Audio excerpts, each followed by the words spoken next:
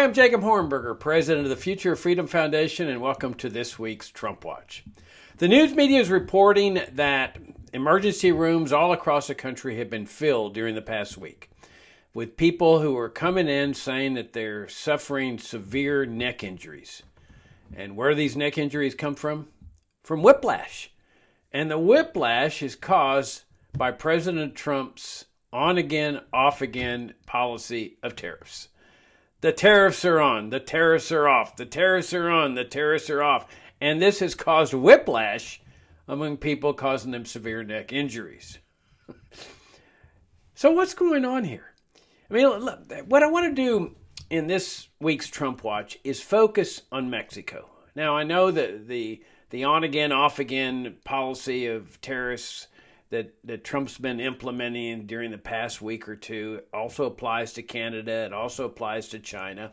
And we may talk about them tangentially, but I think it's much more instructive to see what's going on here with respect to Mexico.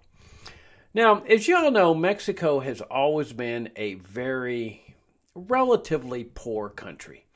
It has certainly never achieved anywhere near the standard of living of the United States.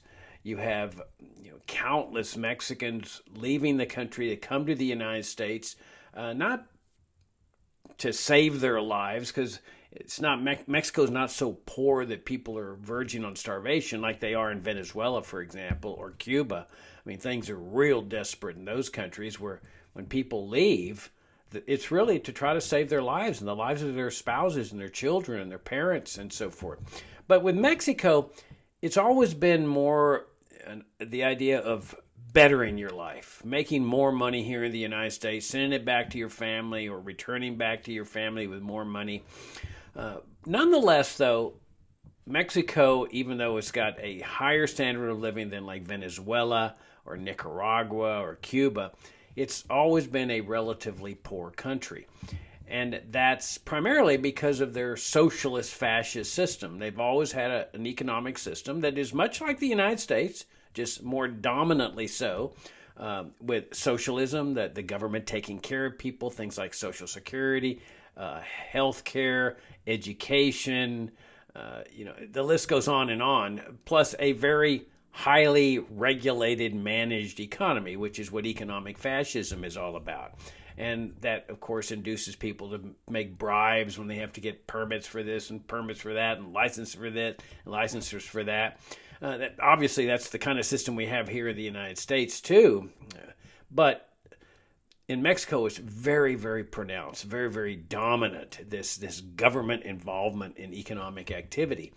Now, the Mexicans are pretty honest about it, though. You ask the standard Mexican, and he'll tell you that they have a socialist system. They won't profess to say, "Oh, we have a capitalist system," Unlike here in the United States, people will say, "Oh, Jacob, we have a capitalist system with our Social Security and our Medicare and our government schools and our education grants and farm subsidies and our they go on, our SEC and OSHA and all these regulatory agencies, and the border controls, which is really central planning of the border and the movements of people." But they'll always say, "This is capitalism, Jacob. This is all capitalism." Well, Mexicans have always had a better handle on their situation. They know they've got a socialist system, but many of them love it. I mean, if you try to talk them out of it, they go ballistic, much like Americans go ballistic if you try to talk them out of, Social Security, Medicare, Medicaid, farm subsidies, education grants, corporate bailouts, and all the rest.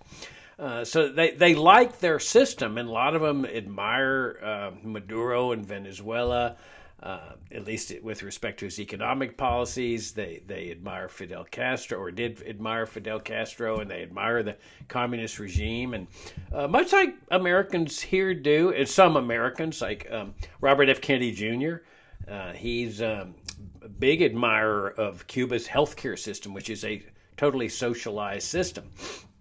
But so Mexicans have this socialist system, which is the primary reason why they've been mired in poverty. It's the reason why people all over the world are mired in poverty. If you take, people in North Korea or Cuba or Venezuela.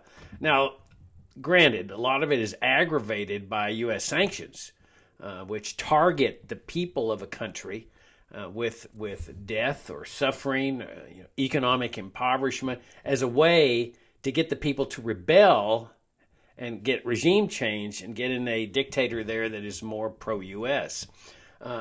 So it's kind of like a double whammy in many instances, where the country's socialist system and the U.S. sanctions work together like a vice to squeeze the lifeblood out of the citizenry. Venezuela is a perfect example of this. So is Cuba. But not so much Mexico. Mexico's always been considered an ally, sort of like an implicit partner in the American empire. You've got a history of Mexican presidents that have secretly served as agents of the CIA, if you can believe that. So you've got this relatively impoverished country, and over the years we've always heard the right-wingers say, why don't they get their economic house in order, and then they wouldn't have their citizens trying to get over here to the United States? Well, of course, forgetting that the people that are coming over here are really coming into what had been their country. I mean, usually they stick. A lot of them stick around California, New Mexico, Arizona, Texas. But this was the northern half of Mexico before the United States stole it in the Mexican War. But nonetheless, setting that aside, the idea has always been that if Mexico could just get their economic house in order, they have prosperity, then the migrants would not have the incentive to come over here. So this is the real dark irony here with Trump's threatening to impose these tariffs on Mexico, 25% tariff. It would be economically devastating for this economy. I mean, I think it's like 80% of Mexican goods that are shipped over to foreign countries come to the United States. And the relative free trade that has existed between the two countries has done, enormous good in uplifting the Mexican economy. The peso's been strong. That you can see them slowly rising in standards of living, including with American businesses that go down there and locate to get the cheap labor. All of this is doing what the right-wingers and a lot of left-wingers are supporters of immigration controls too and border controls. But what they've said about getting your house in order, well, they've been doing that. They've been increasing their standard of living over there in Mexico, more economic opportunities for people. So here's Trump with the ardent support of his supporters, the Trumpsters. They all think these tariffs are great, They've totally forgotten that Republicans used to favor free trade. But it's like a cult, Donald Trump says, oh no, the secret to prosperity is tariffs and protectionism. So he's threatening to put this 25% tariff on Mexico, which will be devastating. Absolutely devastating. A lot of the American businesses that have located there, they'll shut down and just come back home, which will cause massive unemployment.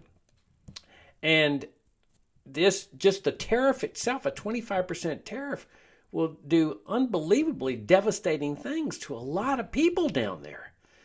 And so here are the right-wingers all this time saying, oh, if only Mexico would get their house in order. They're getting their house in order, at least in terms of more prosperity through trade. And now they're saying, let's destroy it.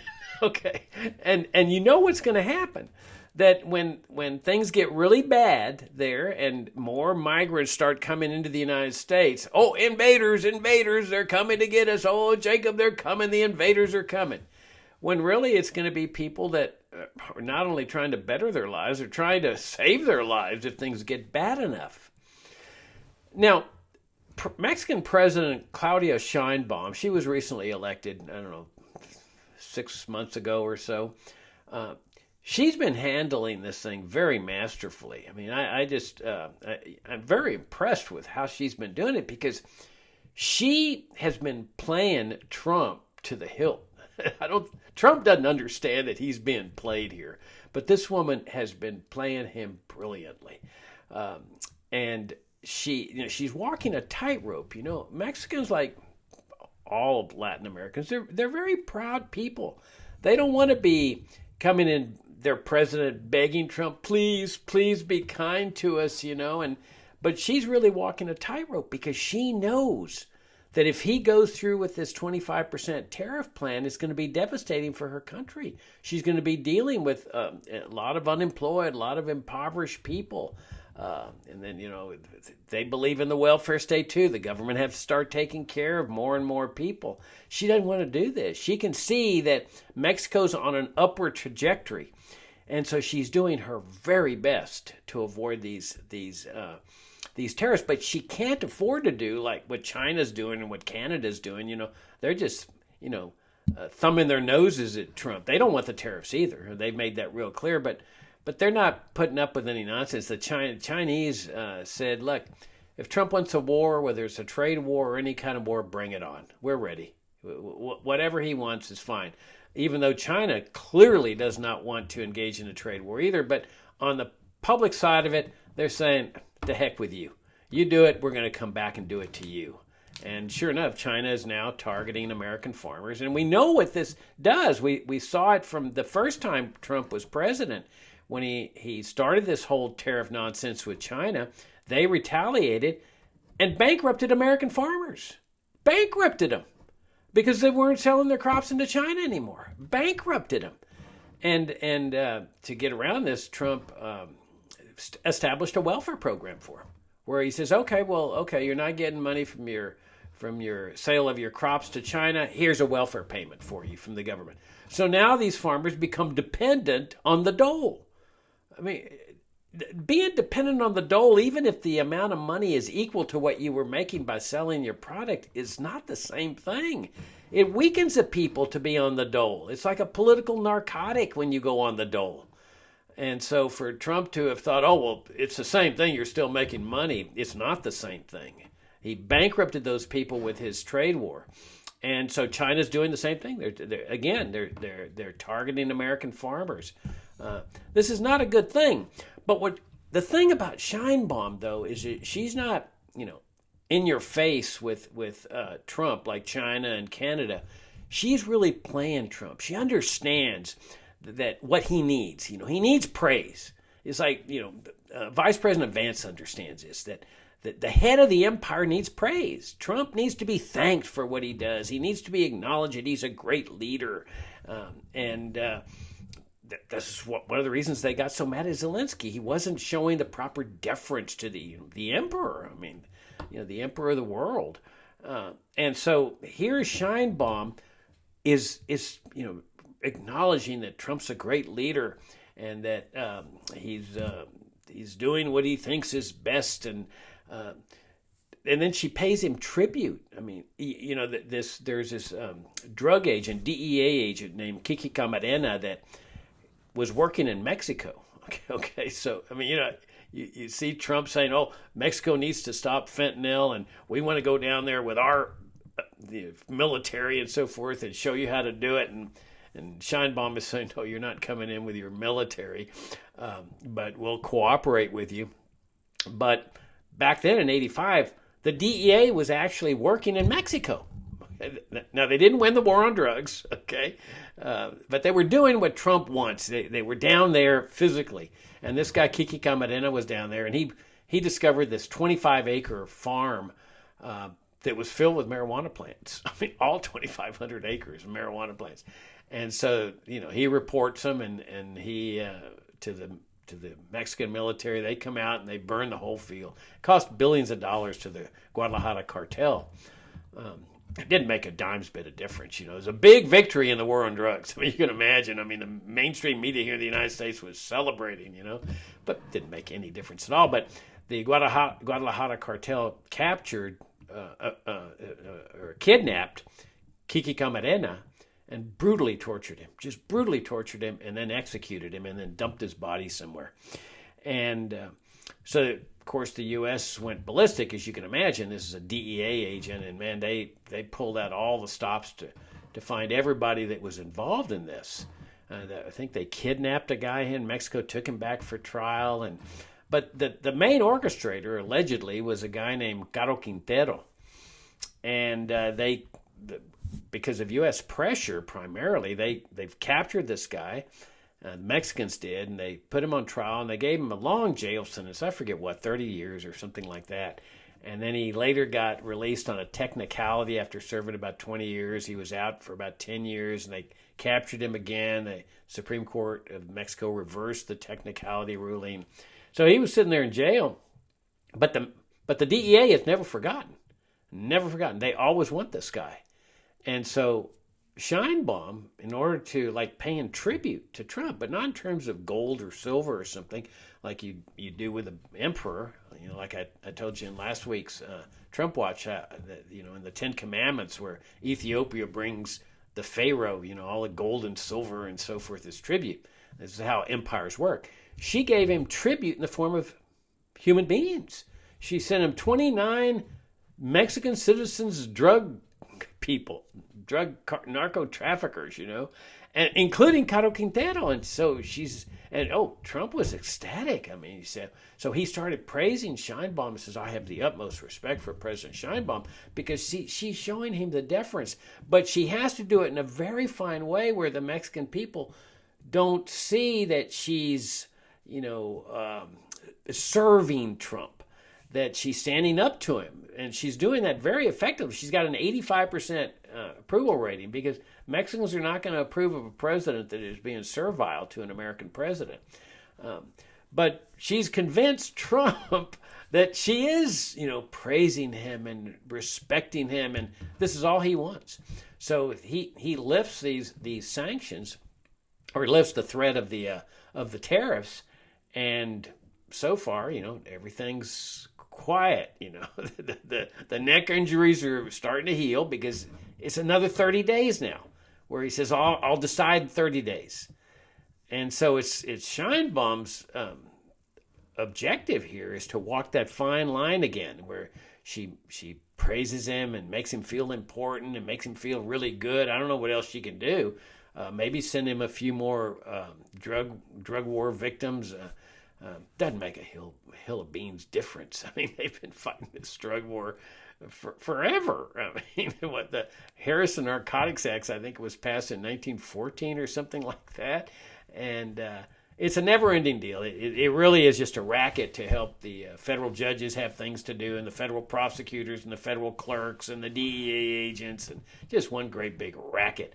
And everybody knows in this drug war that if you legalize drugs, which is the only solution there is to this mess, decades-long mess, that the people who would go out of business would be the drug cartels and the drug lords. Immediately, they would go out of business, just like the alcohol lords went out of business when you ended prohibition of alcohol.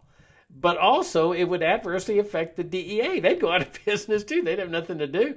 The federal judges they'd still be federal judges. They have lifetime appointments. But by and large, a lot of them, especially in the borderlands, wouldn't have anything to do. Federal prosecutors would not have a lot to do.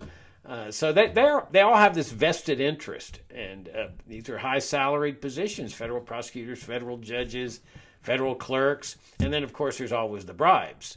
There's a lot of people making money off this drug war, including people at the bridges, international bridges, that are paid to look the other way when a big shipment of drugs is coming across. So it's a great big racket.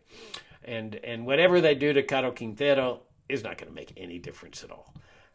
Now, I should add, I did a blog on this blog post this week on this case, that there's a great documentary called The Last Narc, in which they make a very, very persuasive case. I highly recommend it. You can get it on Amazon. It's Amazon-produced documentary that said that the CIA was involved in the capture and the kidnapping and torture and execution of Kiki Camarena, because they had discovered that Camarena had figured out that the CIA was involved in the drug trafficking, and they wanted to see what he knew, and that's what the brutal torture was all about. Because, yes, it's theoretically possible that the cartel was torturing him just for the fun of it and out of revenge, but where would that get him? I mean, they knew that the U.S. would respond harshly when they found out what they had done to Camarena, so it makes more sense that the CIA was torturing him to find out what did he know and who had he told it to, try to limit their losses. In any event, I think a lot of what's going on here is, you'll recall when Trump was running for president the first time, he said that he was going to make Mexico pay for his wall. And Mexico, of course, refused to do that, and I don't think he's ever forgiven him for it. And I think that's where a lot of this animosity comes in. And Trump's under the impression that if he imposes these tariffs on Mexico, that they're going to be paying for his wall, that they're paying the tariff. And that's not the way it works. A tariff is a tax on the consumer. It's like going into a store and buying something, you're paying a sales tax. Well, the only difference between the tariff and that is that it's a sales tax on a good that's coming in from another country. So it always falls on the customer. But in the process, it devastates businesses on both sides, because they retaliate. And the people who are protected are the industries here that they all of a sudden are protected from competition because of the tariff. But they're inefficient businesses. And of course, you don't see DOG, the Department of Government Efficiency, talking about this. You know, that would be questioning the emperor. But if they're interested in efficiency, tariffs are not an efficient thing. And so you cause a lot of damage to people. Now, let me shift gears here and say, Trump's doing his best to shut down inappropriate things that the government's doing. The waste, fraud, and abuse, we've heard that a lot of times. That's what Elon Musk, DOG, Department of Government Efficiency, is all about. USAID, who can complain about that? I mean, it's a mandatory welfare program that couches secret CIA activity. I mean, totally illegitimate.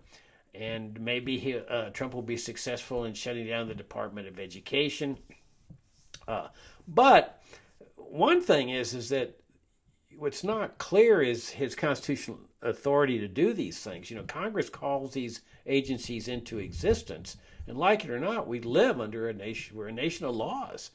And the only proper way to abolish a department or agency is to go through Congress, if we're going to be talking about non-dictatorial conduct. But there is a difference between shutting down a department or an agency and downsizing it. And I don't know what the law is on downsizing, but it seems to me that a president ought to have the authority to downsize government agencies and lay off people and stuff, because otherwise you never get rid of this out-of-control spending problem. I mean, look how fiercely these people are fighting, the bureaucrats. I mean, these are deeply embedded people, and this is just, USAID or Department of Education. Imagine if Trump went after something big like the Pentagon. Okay, you can imagine the measures they would take to fiercely oppose that type of thing that's been happening with the with USAID or take the CIA. I mean, Trump ain't going to tangle with the CIA, but there's where you need your audit. I mean, how about just auditing the CIA? I say abolish it. Okay, even though Trump knows that he won't get these things through Congress because of the filibuster problem and stuff, it seems to me he could send a really strong message that says, I want you all to bring it up for a vote, abolish the CIA, which of course he's not going to do because he favors the CIA. But these other agencies, all of the other agencies, welfare state agencies, regulatory agencies, bring it up to a vote. Okay, if it doesn't pass, so be it. But at least people would be thinking about it. Now, is he saving any money? That's the big thing, because people say, oh, Jacob, he's saving a lot of money. Well, okay, he might be saving money by laying off people here in USAID or the Department of Education, but the real question is he saving money overall? We don't know that. I don't think anybody knows it. And what I've been saying is that if he's spending a lot more on the military, for example, to enforce his border controls, what difference does it make that he's over here saving a little bit of money and spending a lot of money over here? And he is spending a lot of money over there. Let me read you some figures that were kind of shocking. That this is part of his deportation plan. Now, for some reason, he's not, cracking down with this mass deportation raids and businesses and so forth. He promised to do that, and then he hasn't done it. And I don't know what, you don't hear much from Tom Homan, his immigration czar. So I'm not sure what's going on with this. I suspect that Trump has seen the stock market crash, and not crash, but fall precipitously. And the stock market is a shibboleth. I mean, everything's the stock market. So when he did that, I think that was the real motivating factor of canceling these tariffs, and maybe these deportation plans too, because everybody says that if he goes through with this and he does this mass deportation, you're going to see some devastation over here among businesses that hire these people. There's like estimated 11 to 14 million people that are here illegally. They're all part of the economic infrastructure. They're working for businesses. Businesses like to hire them because they work hard. And all of a sudden you take those people out. I think you're certain to see some economic devastation, and that may be hitting Trump with the stock market crash. He goes, oh, well, not crash, but drop. That the stock market is everything to Trump, so that may have caused him to put a pause on some of his policies. But here's what from the Wall Street Journal that Trump was using C-17s, military planes, to fly migrants abroad and to Guantanamo Bay too, which is horrible. I mean, they shouldn't even own this imperialist torture center there, and to send migrants to it looks horrendous. But it shows you the brutality of this mindset of let's cause devastation in Mexico with tariffs, and then we'll deport Mexicans back to Mexico to add to that devastation. It's a brutal mindset. But the journal article said that 3 deportation flights to India cost $3 million each. A deportation flight, $3 million. And it says some flights carried a dozen people to Guantanamo at a cost of at least $20,000 per migrant. And so you got them spending a lot of money over here on this deportation, and they haven't even gotten a good start on their deportation. If they really do what they said they're going to do, you're talking about a lot of money here, especially if the military is involved. You know how inefficient the military is. So are they saving any money? Impossible to know. Let me shift gears a little bit on Ukraine, because there's been some whipsaw going on there too, causing some neck injuries.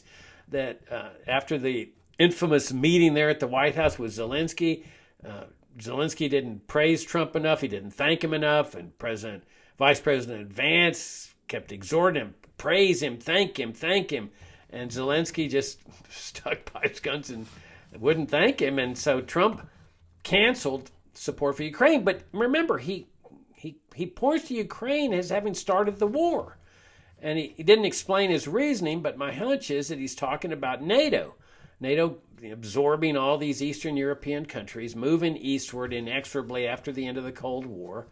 And Russia kept saying, don't do it. You promised not to do this. And NATO was this old Cold War dinosaur that should have gone out of business when the Warsaw Pact went out of business.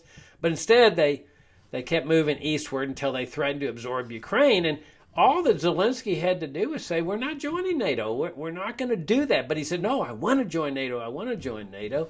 And that's what then motivated Russia to invade. And while Russia was violating, obviously, international law invading, it was a practical decision, much like the United States would have invaded Cuba and would still invade Cuba if Russia or China started putting nuclear weapons there pointed at the United States. So in any event, I think that's what Trump had in mind when he said Ukraine started the war. It's a practical matter. They induced Russia to invade Ukraine to prevent the NATO membership. But then Trump says, about a week later, he says, well, I'm going to impose sanctions on Russia if they don't give him what he wants. So here's the dictator saying, I'm going to dictate the peace terms to you. Now, remember, when he was campaigning, he says, I have a plan. He wouldn't reveal the plan, but obviously his plan was just to dictate to Zelensky and Putin, this is going to be your agreement, and this is how the cow's going to eat the cabbage. Well, neither one of them are going to do that. And so now he's in a position of thinking about whether he should resume arms shipments to Ukraine, which would mean arms shipments to people who he believes started the war. And now he's threatening sanctions on Russia, the other side, when in his mind Russia did not start the war. I mean, imagine the whipsaw going on here. And it really goes to show you the interventionist mind. That Trump is an interventionist, despite what some libertarian supporters of Trump have always maintained. Oh, Jacob, he's a libertarian. No, he's not. He's an interventionist. And he's intervening in this conflict by dictating what the terms are, but keeping NATO in existence. When really there's a very simple non-interventionist solution to this, and that's just come home. Just stop funding everybody, lift the sanctions on everybody, including Russia, bring all the troops home, exit NATO, bring them home from Germany. World War II ended quite a while ago. No need to keep occupying Germany, and get out of this sector of the world, get out of the rest of the world, bring all the troops home. That's your best solution. But unfortunately, that's not the solution that Trump wants. He wants to dictate what the agreement will be. Maybe he thinks he's going to get the Nobel Prize if he comes up with this peace agreement. And I don't see how it's going to be done with NATO, and with Zelensky saying, I want to keep joining NATO. He hasn't given up on that. And he wants security guarantees, which means he wants the U.S. to defend him in the case of continued war with Russia. It's going nowhere. But that's where we are. I mean, it's just a severe case of whiplash and neck injuries, and from one day to the next, we don't know what's going to happen. And that's part of the reason why the stock market's dropping. Markets hate uncertainty. I mean, that's just a fundamental fact of life, and free markets 101. They hate uncertainty. And if there's one thing we're getting from the Trump administration, it is uncertainty. I'm Jacob Hornberger, president of the Future Freedom Foundation, and this is this week's Trump.